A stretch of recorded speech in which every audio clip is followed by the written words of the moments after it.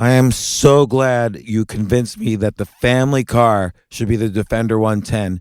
It is so beautiful inside, it's so comfortable, and it just feels indestructible. Yes, it really is. I've been waiting a long time for the new model to come out. The Defender 110, I'm telling you, it's my favorite car of all times. It's my third one. You know, I have stories of going off road. The guy managed the group. He was like, "What are you doing in this beautiful car?" I'm like, "I'm going off road." He's like, "Are you sure? Because you can use one of ours." And then they look like Mad Max cars. I'm like, no, we're going to do this. And he was shocked. Wow. Well, it's great because the Defender has been reimagined for 21st century adventure, and its unparalleled off-road ability as well as its robust interior are invaluable whether you're headed towards uncharted territory or just a weekend of exploration. The Defender 110 tackles challenging surroundings with absolute confidence. The SUV conveys strength outside and in, featuring peerless technology like an intuitive driver display and an award-winning infotainment system. That's my favorite part, to keep you connected no matter where the journey takes you. Adventure is unique to everyone, and so is the Defender. Choose from the two-door Defender 90, the four-door Defender 110, or the larger Defender 130 with the ability to seat up to 8 passengers. You'll find uncompromising performance in all three. So pack up and go even further with the Defender 110.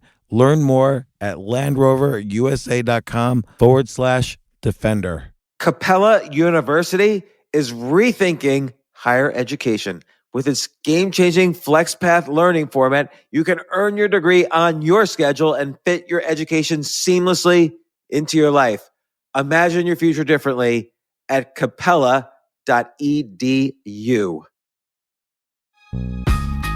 This isn't your average business podcast, and he's not your average host. This is the James Altucher Show. Today on the James Altucher Show. Another fun Q&A. Finally, I answer the question people have asked every single day. What do I think about Bitcoin? I also answer how to be creative when you don't feel like it.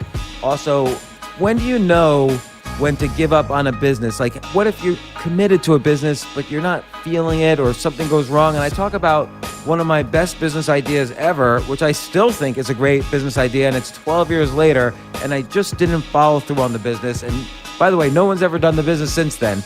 I also talk how to get a good divorce, what things to think about, and of course, usual many other fun topics, including a BS headline of the day. But text me any questions. Text me all your questions at this is my phone number, 203-590-8607. Text me anytime. And I'll also, once you text me, I'll have you in my contact list so I could text you, my occasional idea list or challenges or, meetups or where I'm going to be. That's 203-590-8607. Enjoy.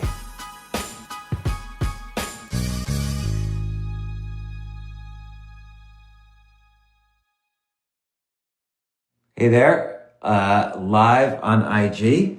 Robin will be joining me shortly, and I'm trying an experiment today. Hey, Lisa, you're the first one. This is the first time you're the first one. Lizette, you're the second one. Anthony, third. Biohack Boss, fourth. So I'm trying an experiment today, and I'm going to answer questions from IG, but from Instagram. And the questions you pose, but I also want people to text me their questions. So I want to give you my phone number, and you text, and then there's kind of language so that I could text you back, and then you're able to add me to your contact list and ask me questions. So the phone number, you can text me questions anytime you want. If you're listening to this, you could text me in the middle of the night, and I will answer these questions either directly through text or on Instagram or on Twitter. And once a week, I'm going to text all my favorite ideas of the week and any meetups or appearances I'm going to do. But my phone number is 203-590-8607. That's 203-590-8607. And feel free to text me and ask me any questions you want. I'll always try to respond with text, But if not, I'll try to answer more generally to the whole audience on Instagram Live or Twitter or whatever. Robin will be joining me any second. She's doing some errand in the house. Yes, so 203-590-8607. You can text me your questions. It'll make you kind of sign up to be part of my text community. There's like all sorts of, I can't text people back unless you add me to your contact list or something like that. But I'm going to start just randomly answering questions right now that came on that people texted me. I tweeted my phone number earlier. I already got some questions and I will respond to them. So this one comes from, I don't know who it is. It's anonymous. How do you stay committed to executing on a business idea? So this is a really good question because a lot of times people start businesses and they run out of steam. And this has happened to me before. So I started a business once. This was in 2008. I started a business called Jungle Smash. And the idea was I would put up a brand like Crest toothpaste and people would make their own commercials for Crest toothpaste. And then at the end of the month, it would be like a contest. I would decide who made the best commercial and I would pay a $2,000 prize for the best commercial. And so why is this a business idea? Well, right now, if Procter & Gamble wants to make an advertisement for Crest toothpaste, they spend millions of dollars with their advertising agency. So I figured crowdsourcing of commercials for really huge brands would be a great idea. And it was a great idea. You know so hundreds of people submitted videos on the first contest for Crest toothpaste. Oh, welcome, Robin, to the Instagram Live. Hi, sorry. So I just told people they could actually text me their questions on my phone, 203-590-8607. Feel free to text me any time of the day or night so that I'm ready for answering the questions on Instagram Live. And somebody asked, how do you stay committed to executing a business idea? And can you give me an example from your own life? So I was describing Jungle Smash, which was a business I created in 2008 to crowdsource. I would post a brand like Crest toothpaste and people would upload their own YouTube videos or videos about Crest toothpaste that were like commercials. And then I would give a $2,000 reward every month to whatever the best commercial was. So you know why I know this is a good idea is that Crest toothpaste submitted 10 videos. So they wanted to win the contest about their own brand and then they wanted to talk to me. And so my picture for this idea was that companies would then compete by paying me to have their brands featured on junglesmash.com. And so let's say then Colgate toothpaste or Ford Motors or whatever would pay to be, hey, can we be the featured brand on next month's contest on Jungle Smash?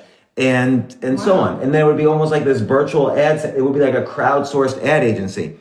That's pretty neat. By the way, it's a good idea. And by the way, nobody to this day, well, I'll finish the story. So it was 2008 and I did one contest, two contests. I think the videos might even still be at junglesmash.blogspot.com. Let me check that out real quickly. And Jungle Smash, yes, the videos are still there. I did one for Monster Energy. I did one for Crest toothpaste. And look, all these videos are still there. I picked the best ones and I put them on the site. People would send me, oh, here's Paris Hilton's version. And hey, Jay, how are you doing? Jay, I hope you've been recording this. I'm talking about Jungle Smash. If you didn't record it, I'll talk about it in the intro on the podcast. But here's what happened. I lost interest. So I ran 2 or 3 contests. I lost interest and that's it. That was the end of the business. I just simply did not continue it. Why did I lose interest? I still thought it was a good idea. And in fact, to this day, nobody has created a crowdsourced ad agency for large brands. I still think it's an enormous idea, like basically $1 billion idea, or if not a billion idea, a $10 million idea. I still think it's a great idea. You should do it. This is the second $10 million business idea of the week. And again, the reason why I know it's a good idea is the first brand I posted was Crest toothpaste. I just picked that randomly because I liked using Crest when I was a little kid.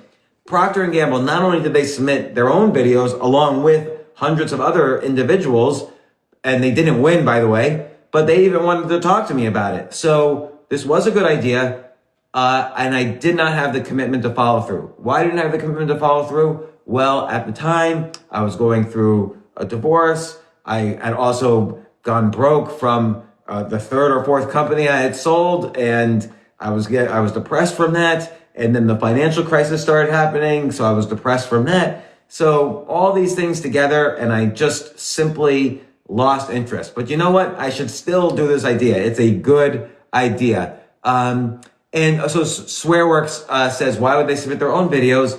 I don't know, actually. I think that's why they called me, is they wanted to talk about it. Maybe they immediately wanted to buy the company. Who knows? Or maybe they thought it was an exciting idea, or maybe they wanted to invest in the company.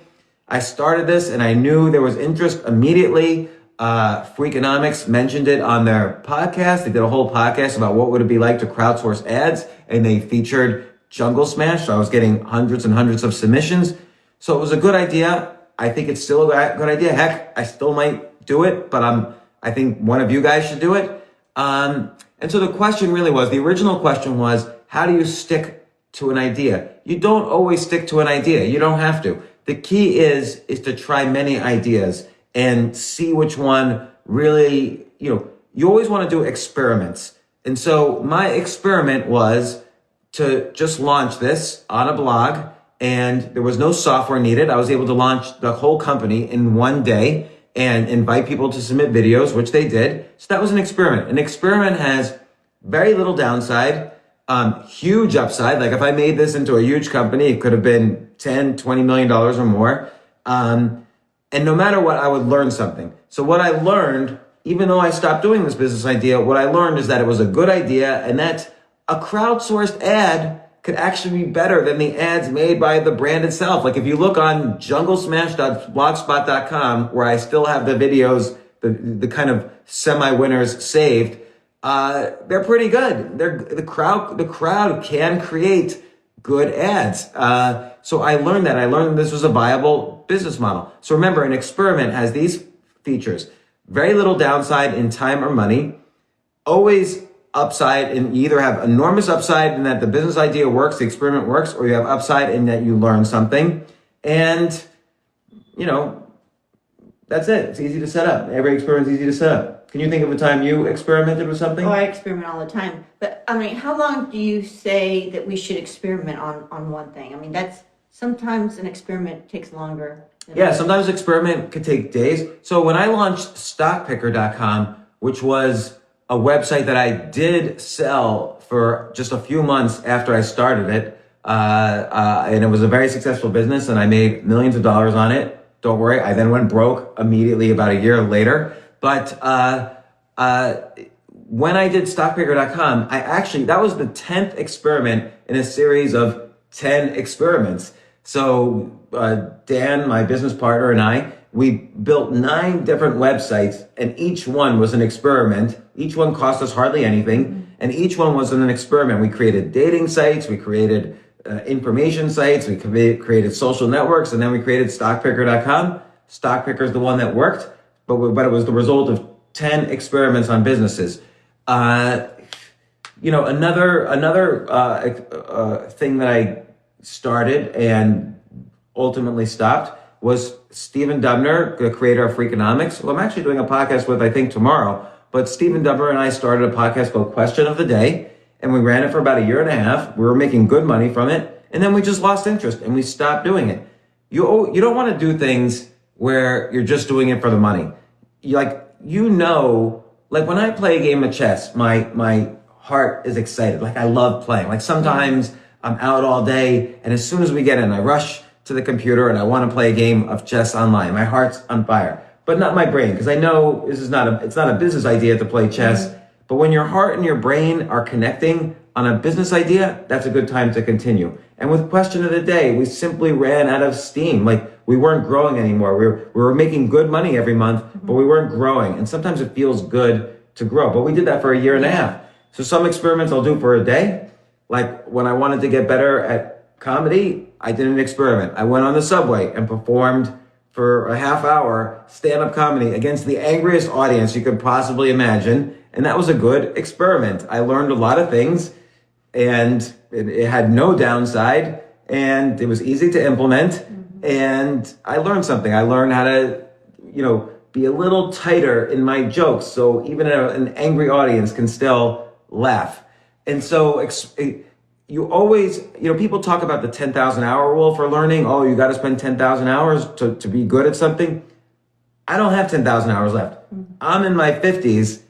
I don't want to spend any hours, but I have what I call the 10,000 experiment rule. And you could literally make millions of dollars. I've proven it. You can make millions of dollars with the 10,000 experiment rule. Just every day, I always try to think of mini experiments to do, or I continue experiments like if I'm working on Jungle Smash or whatever. So even though that idea didn't work and I gave up on it because for various dumb reasons, but that's okay, I knew that if I always came up with experiments, I will have an abundance of ideas and opportunities to make money and so on. So sometimes in that one, I have no excuse. That was a good idea. I should have done it. I saw that it was working. It would have worked. I have no excuse, but you don't always have to continue every idea. Well, I mean, I think too, something that you need to think about is when you do have an experiment that works, you can continue doing it or by replacing yourself or like finding somebody that can actually carry that through while,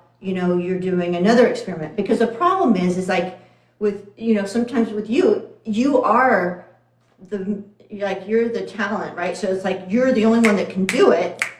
So the trick is to finding ideas and these things, and then once it's established or you think it's a good idea, then you need your team. You need people that can actually, That's such a good point. Carry through. So and then you can go on another one. So then you'll have many things going on, but you really need the people, that can support your ideas. That's such a good point. Like with Jungle Smash, at that point, I could have gotten on a good CEO, given up 10 or 20% of the equity, and I had the rest of the equity, and just say, I don't even want to look at this again. Right. You run this, keep building it, and I will be in charge of selling it. I'm good at selling things to another company or raising money, things like that. But you keep running the day-to-day of this and make it bigger and bigger and do deals and whatever, and let's talk to ad agencies. I had relationships with ad agencies. Yeah.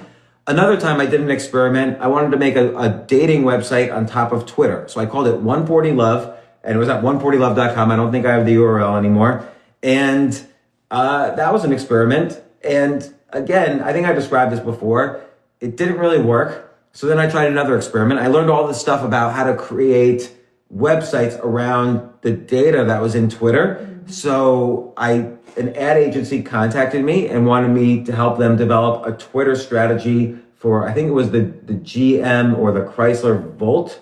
I forget which brand it was. They wanted me to fly to Detroit. So I had a whole Twitter ad agency all of a sudden that I was going to get paid for. My first client, which was one of the major car companies, and major car, the Volt, which was this electric powered car that they were experimenting with. And I said yes to doing it. And then I simply didn't want to travel to Detroit. And the ad agency called me 5,000 times, and I never returned their calls. I just didn't want to do it. So again, that's something that I had evidence it was going to work. I could have built a Twitter or social media ad agency built on top of my 140love.com software, and I didn't do it. But instead, I've done other things. And you have to experiment until you figure out the things you like. So just because something's a good idea doesn't mean you have to continue it. And it doesn't mean you have to actually be the one to do it. Like really what you're good at is coming up with these ideas, right? Yeah. And then there are other people that really can't come up with ideas, but they're actually good at, they're the doers. And right. They like that. They don't want to be the talent, or they don't want to, they can't do that. Everyone's different. Right. And so the flip question is, if you do want to commit to something, but you're, for whatever reason, it's hard for you to do it. One idea is to do what Robin just suggested, find someone to do it. Another idea is to sell it quickly, the business idea. Another idea might be to just experiment with other things at the same time, so you diversify your interests, so you go back and forth between a couple of different ideas. I've done that many times in my life. I'm doing that right now. I have a couple of different ideas in the air, and I'm currently doing that. So there's no one answer. Like, how do you commit to something for a long time? Well, in a relationship, you make a commitment, like we're committed to each other. You make a commitment because I don't know why. Commitment's a weird word, because at any point we're not going to stay with each other if we feel like we're going to be unhappy permanently. But we also have a commitment to, if we are unhappy, to work problems out and not just walk out the door. So you kind of decide your level of commitment, but you always have to remember you are a free person. You're free to make your choices, whatever you want, whenever you want. So define commitment for yourself, but also don't punish yourself if you start a business idea, whether it's good or bad. You just lose interest and you move on, because trust that if you apply the ideas of the 10,000 experiment rule and the ideas of writing down 10 ideas a day, you will always succeed in the long run. That's the thing you have to be consistent with and be committed to. Keep trying experiments, keep writing 10 ideas a day down. Those are the most important things to be consistent with. And I always say, you need a proctor to your gamble. I mean, like, there are a lot of companies that were created because, that partnership, they complement each other. So you need to find that person that you can trust.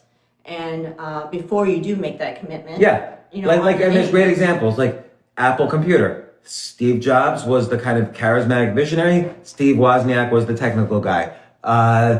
Microsoft. Bill Gates was the deal guy. Paul Allen was the more technical guy. Even Google. Larry Page was slightly more technical. Sergey Brin was the more charismatic visionary guy. So this same person texted me on my phone, 203 590-8607. He texted some other ones. How do you jumpstart your 10 creative ideas of the day when you aren't feeling very creative? I'm getting a theme here, by the way, from this same person. So you're having problems with commitment. You're not feeling very creative. Let me tell you something. If you write down 10 ideas a day, every day, you will be more excited. I was so depressed in the summer of 2002. And it was the depression that had lasted for almost 2 years. And I could barely get out of bed in the morning. But once I started writing 10 ideas a day down, boom, I was like, after a few weeks, I was just so excited to jump out of bed, go to a cafe, bring some books, read some books, and then start writing my 10 ideas of the day down. And so what I would suggest is you always have to exercise that idea muscle. And so I made, to answer this question, I made kind of a little bit of a list of lists. So here are some idea lists you could do if you want to jumpstart your creativity. So for instance, I'm married to Robin. What are 10 ideas for as gifts I could give Robin, or 10 things I could do to make Robin happier? That might be an idea list of the day. She's thinking to herself, it better be 100 things on that list or I'm not happy. Or you could write a list of 10 ideas for thriller novels. You can write 10 things you learned yesterday. So these aren't ideas, but it forces you to exercise the brain. Like, it's hard for me to think, I can barely even remember what I had for breakfast, let alone what I learned yesterday. So that's a possible idea list. You could think of 10 things you disagree with the media about. Like, look at the newspaper and make a list of 10 things you disagree about. You could make a list of 10 online courses you could create. By the way, if you don't have 10 online courses you could create, think of all your friends and think of, Jack can create an online course about gardening. Samantha can create an online course about cooking. Elizabeth can create an online course about astrology or astronomy or whatever. You could do 10 business ideas for Twitter. Maybe Twitter should allow video tweets or I have an idea. Maybe a list of people that you can go to with some ideas that can partner with you. Oh yeah, make a list of Like 10 partners. So for instance, if you were to have a jungle smash kind of idea and you felt like you were losing commitment, make a list now of 10 people who you might be able to approach that you could hand a business like that off to. That can complement you, yeah. Yeah, 10 gambles to your proctor. Make a list of 10 experiments you can do today. Like maybe you want your child to, get ready for school faster. What are 10 ways you could experiment to get her, to incentivize her, 10 incentives you can come up with to get her to be more ready for school. Or you could take 2 older idea lists and combine them. Like, let's say you had a list of 10 cooking recipes and 10 songs. Well, now make 10 of your favorite songs. Well, now make, using the same beats of those songs, write the recipes using the melodies of those songs. I don't know. Or here's another one, 10 old ideas you can make new again. Like, Dorothy from The Wizard of Oz. What would a modern day Dorothy be like? Jesus. What would a modern day Jesus be like? David Copperfield from the Charles Dickens novels. What would a modern day David Copperfield be like? Luke Skywalker. Now he's from a long, long time ago in a galaxy far, far away. So what would Luke Skywalker be like in modern day New York City if he was a Wall Street trader? So, 10 podcast ideas you could do. Like, do you want to do a podcast on relationships? Do you want to do a podcast on coronavirus? Do you want to do a 3-minute podcast each day on the headline of the day? Just come up with, don't forget, most ideas are bad ideas. And if you have trouble coming up with 10 ideas, do you know what the key is? Come up with 20 ideas, because then it reduces the pressure on you for every one idea. So, here's 10 ideas for thriller novels. Here's a random idea list. 10 things women totally don't know about men. Here's 10 things I'm interested in getting better at. So everybody has 10 things that they're interested in getting better at. Maybe I want to be a better writer. Maybe I want to be a better chess player. Maybe I want to be better at poker or sales or whatever. 10 things you were interested in when you were 12 years old, because all of those things might lead to career choices now. So again, there is no excuse for not writing a 10 idea list, even if you're not feeling creative. Notice, you don't have to be, I can come up with, so take Dorothy from The Wizard of Oz.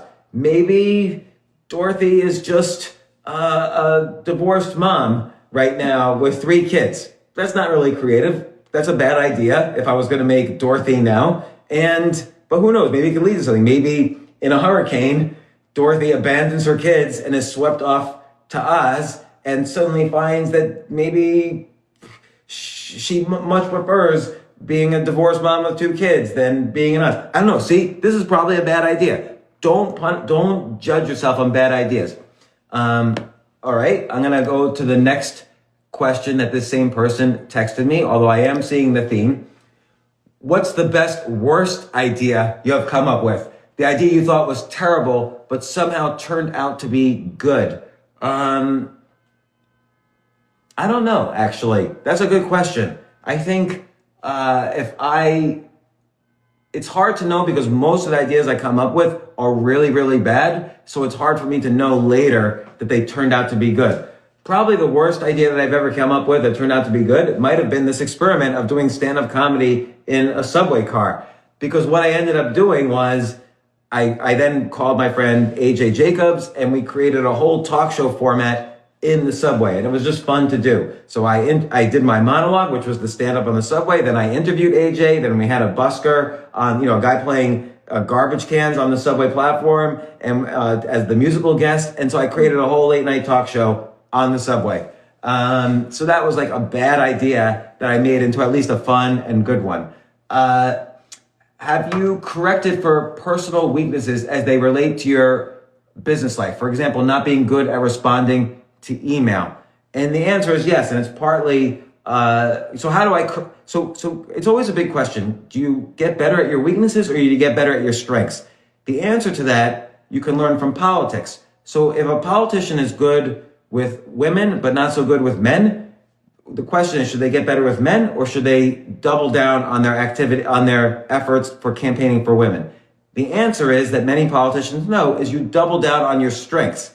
And that politician in that example would campaign more with women and start to ignore men more and more. So I like to double down on my strengths, but Robin had the good idea of I should outsource for the things I'm weak at. Now, do you need money to do that? No, you need to find people who are excited in what you're excited about, and you give them equity. And there's lots of ways to arrange situations. Sometimes you can outsource things to a virtual assistant. Sometimes you can outsource things to a machine, so who knows?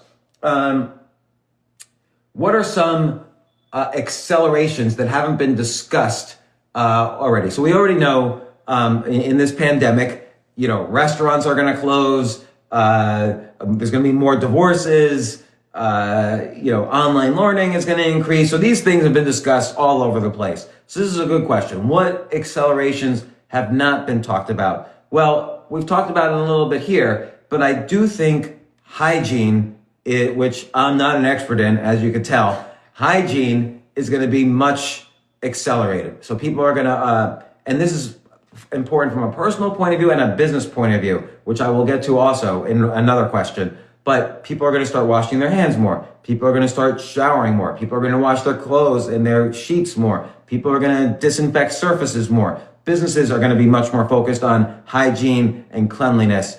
So I also think clean energy is going to accelerate. So people are going to be there's going to be a much faster transition to electric vehicles from, vehicles that need gas. Because we saw the benefits of, there's clear skies because there's less carbon emissions during this lockdown. So clean energy is going to accelerate. I do think, police reform obviously is going to accelerate, and maybe the usage of non-lethal devices, like I've talked before about the bowler wrap device, which I was a co-founder of, but it's a device that shoots out a wrap and wraps around you. It's like a superhero kind of gun. Next question. Are you really going to answer all these questions from everybody? I'm going to try. We'll see.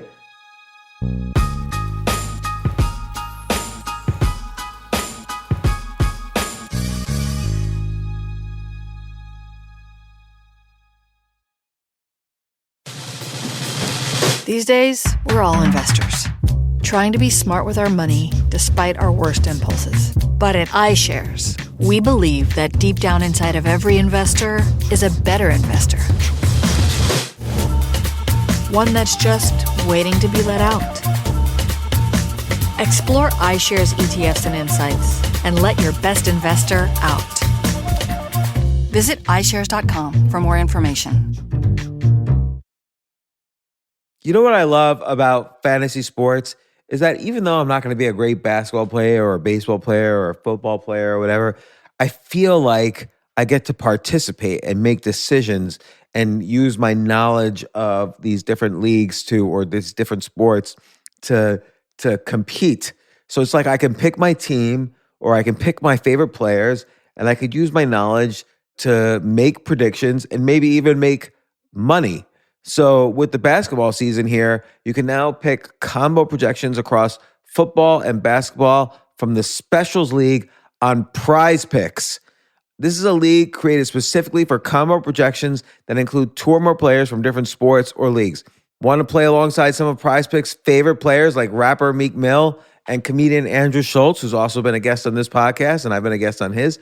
You can now find community plays under the promos tab of the app to view entries for some of the biggest names in the Prize Picks community each week. Look, Prize Picks even offers a reboot policy so that your entries stay in play even if one of your players gets injured. For football and basketball games, if you have a player who exits the game in the first half and does not return in the second, that player is rebooted. Prize Picks is the only daily fantasy sports platform with an injury insurance policy. What? So, I love playing it. I love anywhere where I can use analytical ability with my interests to demonstrate some skill and maybe make some money. And I like the game-like aspect. I do wish they had chess as a category on prizepicks.com, but I'll settle for what they've got. Maybe I should make my own fantasy chess league. But in any case, I love Prize Picks. Go to prizepicks.com/James. Use code James for a first deposit match up to $100. That's the easiest $100 you're ever going to make. So that's prizepicks.com/James and use code James. Daily fantasy sports made easy.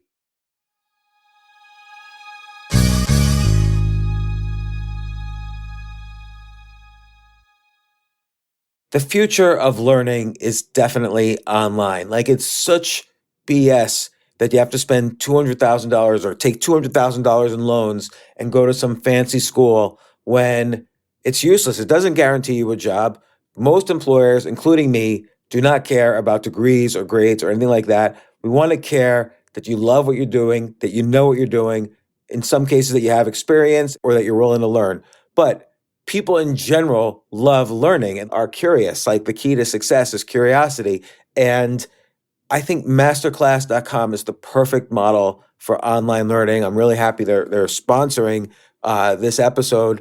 If you're going to give a gift, give the gift of learning. Masterclass makes a meaningful gift this season for you and anyone on your list, because both of you can learn from the best to become your best, from leadership to effective communication to cooking. Let me tell you some of the classes I've taken. I've taken comedy from Steve Martin. I mean, can you believe I can take a class from Steve Martin on comedy, or Judd Apatow, my favorite comedy director? I could take an actual class from him on writing. Wolfgang Puck on cooking. Dan Brown on writing, or Judy Bloom, who's been on this podcast, on writing. By the way, Wolfgang Puck also has been on this podcast. It's such a pleasure. I try to take classes all the time from masterclass.com. And whether you're watching Masterclass on TV or listening in audio mode in the app or on their site, the quality speaks for itself. It's like these Masterclass instructors are your own personal mentors that are going to help you reach the next level. How much would it cost to take one-on-one classes on comedy from Steve Martin or on chess from Gary Kasparov? You just wouldn't be able to do it. But it would cost hundreds of thousands of dollars. With a Masterclass annual membership, it's $10 a month. Memberships start at $120 a year for unlimited access to one-on-one classes with all 180 plus Masterclass instructors. So it's not just $120 for one instructor. You get all 180 plus Masterclass instructors. Boost your confidence and find practical takeaways you can apply to your life and at work. And if you own a business or are a team leader, use Masterclass to empower and create future-ready employees and leaders. That's the real education in today's world. So this holiday season, you can give one annual membership and get one free at masterclass.com/JAS. JAS, of course, stands for the James Altucher Show. So right now you can get two memberships for the price of one at masterclass.com/JAS. Masterclass.com/JAS. Offer terms apply.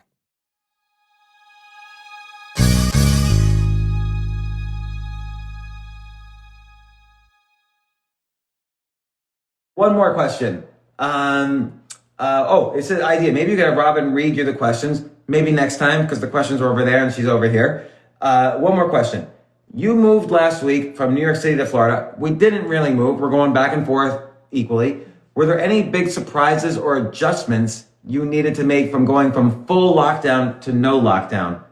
No, I don't think so. You don't think? You mean like us living there in full lockdown and then moving here? And Yeah. there's really no. I mean, I don't know. We usually stay home. We just went out to dinner. I mean, we had to wear masks. I don't know what else. Well, that's a huge one, actually. We went out to dinner. We've gone out to dinner 5 nights now since we've come down here. We're going back to New York City in a few days. But we've gone out to dinner 5 nights. And we didn't go out to dinner for 3.5 months before. And another adjustment we've had to make is I used to do comedy shows 3 to 5 nights a week. And I've done one in the past 4 months. But that's not an adjustment from New York City to here. I still haven't done any comedy here. For me, I guess a big adjustment is just managing 2 households or 2 locations. Yeah. What's hard about that? It's not. It's just there's more work to do. So I mean, I have no problem with it. It's just. I'll tell you. Here's the adjustment from no lockdown to lockdown. So many things. I love so many things about it. One is you no longer have to look people in the eye. So when I was doing a podcast with people, I would normally have to look at them in the eye. Now on Zoom, or Squadcast or whatever, you don't have to look people in the eye anymore. I love that. I don't like looking people in the eye. The other thing is, you don't have to shake people's hands anymore, because you go in to shake the hand and they do the bro hug, and then with women, you kiss them on the cheek, but then they go for both cheeks, and I just did one cheek, so my lips mesh their face, and I just don't like all the social awkwardness of being around other. So I like that about the lockdown. I hope these very positive trends continue, and that's good. So, all right, I'm going to go to another question. So this is from Bethany. What are some suggestions you have for someone about to go through a divorce that needs to get financially independent, and she's a former teacher and she has a chronic illness? Look, if you're about to go through a divorce and you know in advance, then this is really two questions. First off, how do you get financially independent? But also, how do you go through a divorce? So I don't know what your financial situation is like, but make sure you start to delineate your money from the other person's money. So I'm taking your side in this. I don't know really the story, but make sure they can't steal your money the second you say divorce. Like, make sure your money is in a separate account, even in a separate bank, so they can't find it at all and they can't sneak their way into it. Believe me, if it's in the same bank, they can sneak their way into it. They can lie, they can hustle, they can do whatever, and they will convince a bank rep to give them your money. So put your money in a separate bank where they can't find it. Now, I'm not going to suggest you take more than you deserve, because that's unfair, but make sure the house is not just in the other person's name. Make sure it's in both names. Kind of decide in advance what you want out of the divorce agreement, because divorce is not an emotional agreement, it's a legal agreement. So make sure you have a plan before, and meet with a lawyer now, and meet with a lawyer who's also an accountant, and come up with a plan about what you want before you even bring up divorce with the other person. So this way, okay, these financial assets are in my name and I'm going to protect them. The house is half in my name, half in this person's. The business is half in my name, half in this person's. What about their income? Do you want child support? So come up with a plan and do whatever legal steps you can take before you bring up divorce. The other thing is that's it on the divorce side. Just be very clear with your plan in advance and make sure you're willing to compromise. The worst thing you want to do for the sake of your own mental health and emotional health is spend too much energy planning this, fighting a divorce. So be willing, if the person's going to be angry and fight with you, maybe I'm right or wrong, but I'm always willing to give a little just to get out of the situation. You only have one life, and you only have so many years of healthy years in that one life. You want to be and every day you only have so much energy. If you want to be financially independent, you need 100% of your energy. You cannot spend 50% or even 99% of your energy on divorce and the other 10%, 1%, 50% on being financially independent. You need to build up your energy. You need 150% of your energy. So right now you have a chronic illness, according to your question, and you're emotionally unhappy because you're thinking about divorce. So that means you're not at full capacity. You need to make sure you are physically healthy as much as you can. Sleep 8 hours a day, eat well, exercise a little bit. Get rid of all toxic relationships. If any of your friends disagree with the divorce, do not talk to them. If any of your family disagree with the divorce, get rid of them. Get rid of all toxic relationships. Even go to a support group to get healthy relationships and to talk. Start writing 10 ideas a day. What are your 10 skills that you could do? What are the things you were interested in at 12? What are the most common pictures on your Instagram? Start. What are 10 side hustles you wouldn't mind doing? And start researching side hustles. And you could do that by listening to past episodes of this IG Live. What I would suggest is, I would also suggest maybe, I don't know if you've gone through counseling, but sometimes, this is a really hard time for a lot of people and emotions are high. Maybe see if you can, together you guys could go through a counseling, because a lot of times that works. A lot of those issues work out in something like that. And so if you've been together a while, you have children, it's worth trying to work things out.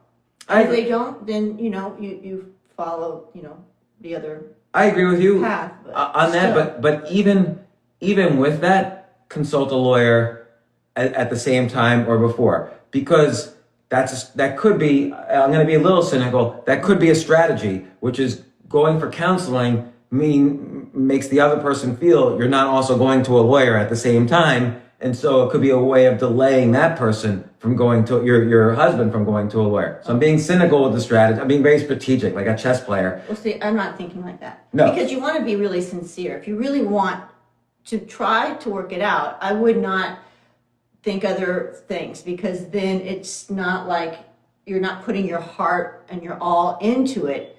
I would suggest putting your all into it first. And if you then find that it's not going to work, then you can go through the other path. But if you're going to go to a counselor just to do something else, or to, I don't know, deceive the other person, to me, that's just not, I wouldn't do that. I would just be more, You could do 100% try to work things out. You want to take care of yourself. You could too. do both sincerely, though, right? Like you could go to a counselor, but at the same time separate funds. Yeah, I don't know. I would still, me personally, I would try it all first, and not think of the other way. I would think of the one way, because when you're thinking about two different ways, it's hard for you to put your heart all into one way. If you're thinking, so maybe, I'm not saying for a long time, but at least you're trying, and you try 100%. And if it doesn't work, then you move to another thing. I don't We're know. going That's for just my. We're going for counseling after this Instagram live. So no, just kidding. We're not. I have a podcast after this. Anyway. The other thing is you're a former teacher, the person who asked this question. So one way, start learning about online homeschooling. So online homeschooling is going to be a $10 billion industry next year, because so many schools are still going to be closed. So think about even now how you can advertise to schools or to parents or to kids how you could teach online, and maybe you could set up tutor, as well, online. And then you have to figure out how to scale it. But you could scale it with like homework assignments and so on, and so that you could charge more, and you could hire other teachers. And then you can start your own online business like that. Yeah, right? that's what I mean. Like you can start your online business just through Zoom. Start through a service, and then from the service learn how it works, and then branch off into your own business. Yeah, so you absolutely. don't have to share. And then here's another thing.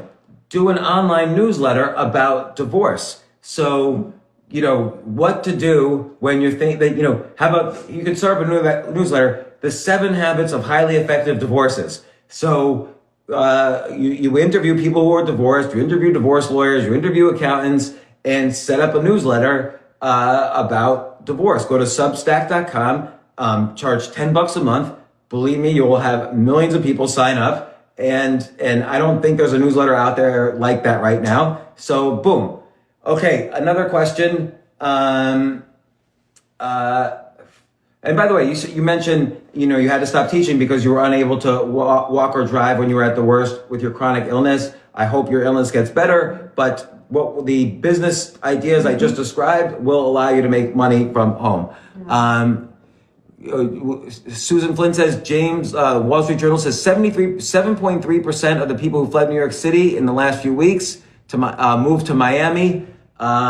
Maybe Florida will get some good pizza. Listen, maybe Florida will get some good pizza, but you have to convince me that New York City had good pizza. I think almost every other city but New York City has good pizza. I'm a fan of sushi in New York City. I think New York City has the best sushi on the planet. Well, maybe San Francisco. But I never liked Two Boots Pizza, but I never liked the pizza in New York City. All right, Max's question. What impact will the new Department of Justice proposal to limit internet firms' protections have? So right now, the Department of Justice is basically proposing 2 things. They're basically saying the internet firms like Twitter and Facebook and so on have to be a little bit more aggressive about taking down hate speech and violent speech and stuff like that. And at the same time, they have to be fair and consistent across the board. Guess what? That's impossible. How they don't even know what's hate speech. Like, you can watch snuff videos on Twitter, as I've said before, and at the same time, if you just type in the word coronavirus into Facebook, into a status, just that one word, they'll ban you. So I think what's going to happen is the Supreme Court will say this is not constitutional, and that's the end of that. It's not going to happen. But you have a very good question. If you said something in the past on the internet that would be considered racist, misogynist, or anti-LGBTQ, and you're worried it may come back to haunt you, what strategies do you recommend to minimize the fallout? First off, you can actually look back through all your tweets over the past 10 years or 6 years or whatever and eliminate anything you don't like. And it's true. The words change. Like, J.K. Rowling says, listen, biological women have rights too. So 10 years ago, of course, she would have been applauded as a feminist. Now her books are being burned because she's a TERF, a trans exclusionary radical feminist. And so saying biological women need to assert their rights sometimes, she's being viewed as anti-trans, which is BS. So she writes about that very thoroughly. So it's true that sometimes standards change. So 2 strategies. One is go back and eliminate anything you think might be questionable. You can go all the way back. The other thing is, let's say you miss something and someone brings something up. Then you say, listen, you don't want to justify your existence. Whenever you have to convince, this is an important thing. Whenever you have to convince someone of something, you're giving them too much status. So if you have to convince an angry mob that you were right in saying something, and maybe you were wrong, by the way, but you could say, listen, one thing I know is that now more than ever is a time for me to listen. Say everything you need to say, but it's a time for me to listen. And then just be silent. Stories have a way of blowing over. So even if you're worried about, even if your boss comes to you and says, we saw this tweet from 10 years ago where you say biological women have a right to their own bathroom without men coming in. And that's a lot of the trans people are complaining about that. Well, you say, listen, I understand. I'm happy to talk to anybody. I really do believe this is a time for me to listen. Thank you for pointing it out for me. I will delete that. I certainly do not want to be offensive. I'm happy to talk to anybody. But the most important thing is you keep repeating this. Now is the time for me to listen and to hear and to understand. This is a strategy. Again, I'm talking strategy. Hopefully it's sincere, but it's a strategy for not losing your job in that situation. Mm-hmm. This is neither good nor bad. James Franco had a situation 2 or 3 years ago where women were accusing him of something. And you know what? They were probably right. Who knows? I don't know. Nobody knows the real story. Do you remember that? No, you don't. You do remember all the people who tried to defend themselves, like whoever they were. But James Franco went on Jimmy Kimmel and he said that what I exactly just said. He said, listen, I have my story, they have their stories, but I do know it's important for me that now is the time for me to listen, and later on I'll tell the story. That was the end of the story. His career was not canceled, and he moved on. The people who tried to defend themselves lost their careers. Now, I'm not saying what he did was good or bad. I'm just saying this is a strategy. For all I know, everything's true and it's horrible, but I don't like when everybody's tweets are aired out in the open. Lives change, opinions change, people are forgiven, people do their time, but if you're in a hostile work environment, maybe you should be the one to quit. But I'm just suggesting this as a strategy, but also go and try to clean up your shit from the past. Here's another question. This person wants to know, should he throw a large percentage, like 40 or 50% of his savings into the FANG stocks? So the FANG stocks are Facebook, Amazon, Netflix, Google, Apple. FAANG. Facebook, Amazon, Apple, Netflix, Google. I don't know. I think Amazon, yes and no. Who knows? I personally do not like to be in all the stocks that the front page of the Wall Street Journal talks about, because then you're like everybody else. And the way to make money in the stock market is to go against the beaten path. Certainly right now, there's going to be future uncertainty in the market, but the flip side is the Federal Reserve is pouring trillions of dollars into the market. So there's no real answer. I always try to find stocks that are different from what other people are doing, but here's a recommendation I have. Learn what Warren Buffett is invested in and learn what stocks he's selling. You can Google that. What stocks does Warren Buffett own? There's a website, j3sg.com. where there's a box called Institution. You could type Berkshire Hathaway, and it'll show you all the stocks Warren Buffett owns, and you could see the 2 or 3 stocks he bought, and you could see all the stocks he sold. By the way, it says on that website he bought airline stocks, but he just sold all his airline stocks. But in any case, I don't like to pick stocks. I like to look at what people like Warren Buffett, Carl Icahn, and so on are doing. People smart. I always like to be the dumbest person in the room when it comes to investing. So, and should you put 50% of your portfolio in stocks? No. Cash is king. The best you're going to do with stocks at this point is 10, 20% a year. That's the best, unless you have some kind of edge. And most people don't have an edge. The Wall Street Journal is their edge. So it's better to build skills. Keep cash in the bank so you're not stressed. Most of my cash is kept in the bank. So I don't stress when the market falls 50% like it did a few months ago. I don't have stress. And I look for business opportunities, and then I take advantage of that. So I prefer investing in myself than investing in stocks. But 10% of your savings, go for it. 40%, I don't know. But whatever you decide to do, you can't regret it later. You can't say, oh, I shouldn't have listened to James. Now I'm screwed. Make a decision and then stick with it. Also, too, it's very difficult to make money if you're not a professional to trade stocks. Yeah. I would not recommend trading like daily. Right, and that's very, very, very difficult. There's another good point in that too, which is that you mentioned 50%. Do not put any of your cash, don't use more than 2% of your portfolio for any one stock. This is a rule. Even when I make a private investment, she breaks that one and she goes and she's insane. So even when I'm making a private investment in a private company, I don't put more than 1% of my portfolio into that company, and then later on I might double down, but that's it. Then I never put money into it again. Now, I don't necessarily sell it, so I have one company that I invested in, and it was 1% of my portfolio, and now it's like 20% of my portfolio because it's grown. So as Warren Buffett says, if you have Michael Jordan on your team, you don't trade him away. But my initial investments are never more than 1 or 2% of my portfolio.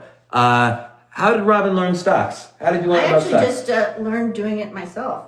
It was hard. But did you read books?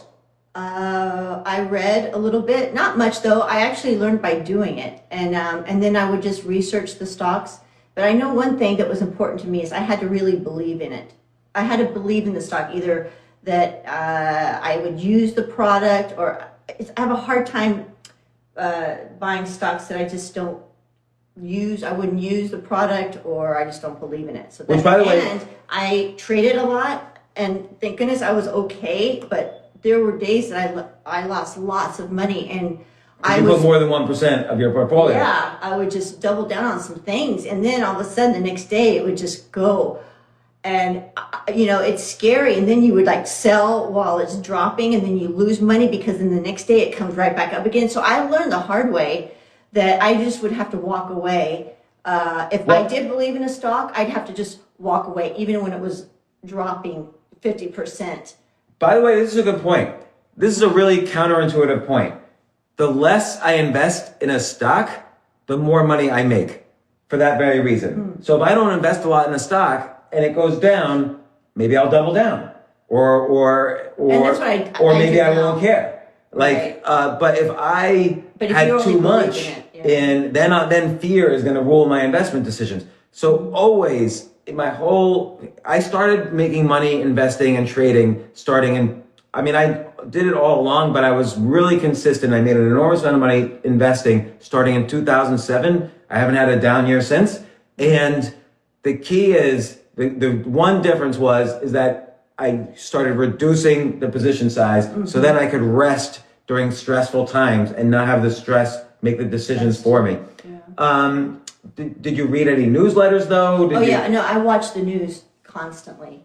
I had the TV on, I had my computer on. That's what I did. Did you see me on CNBC ever? No, I didn't. Sorry.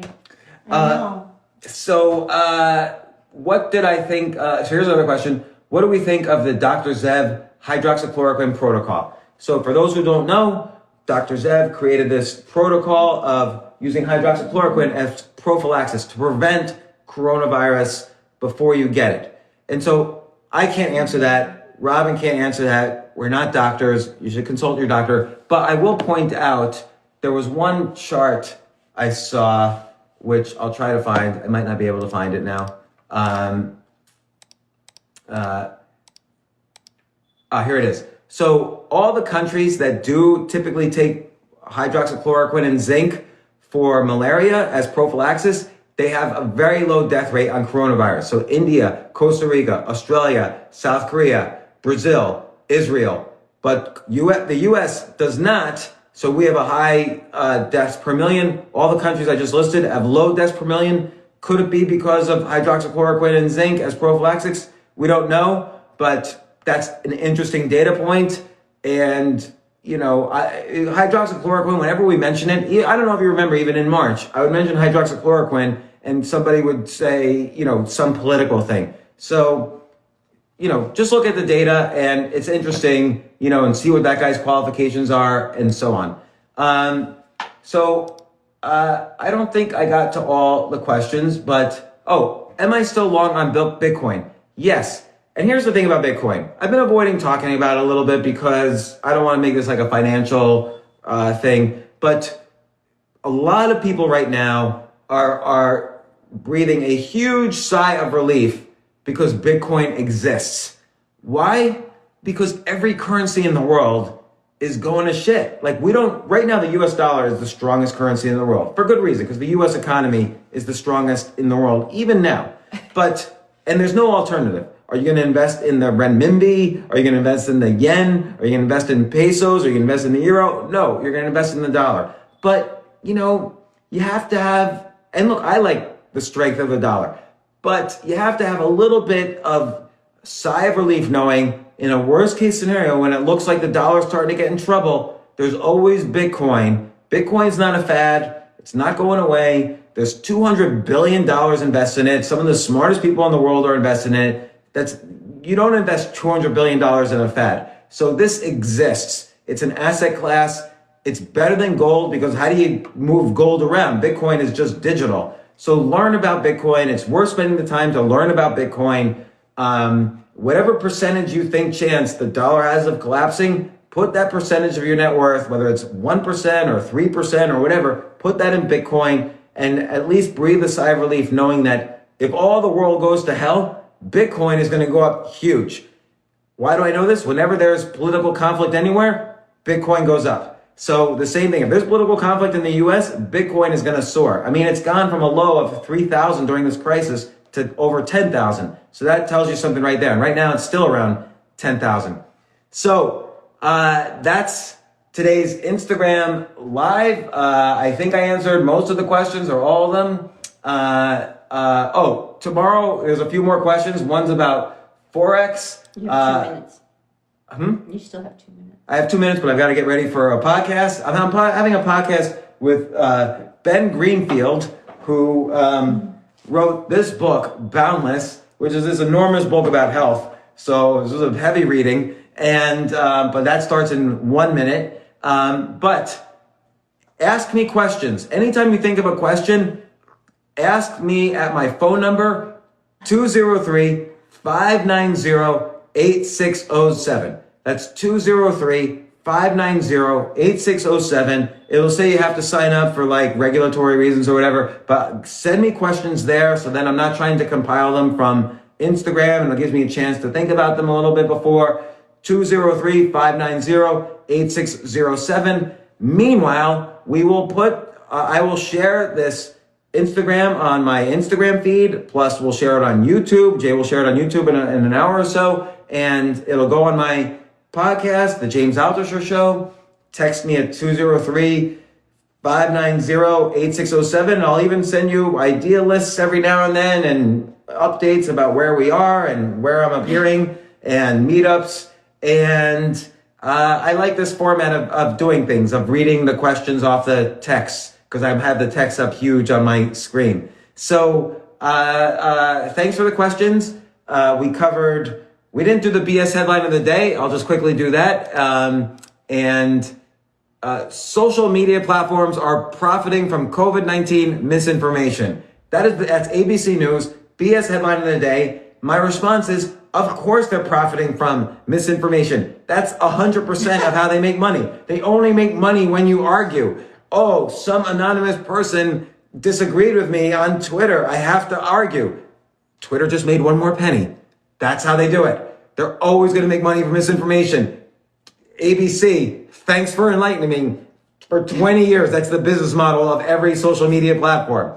I do have the Cosmopolitan headline of the day. I'll give it tomorrow. Thank you so much, everybody. And see you tomorrow. And I'm sharing this everywhere. Text me 203-590-8607. Bye.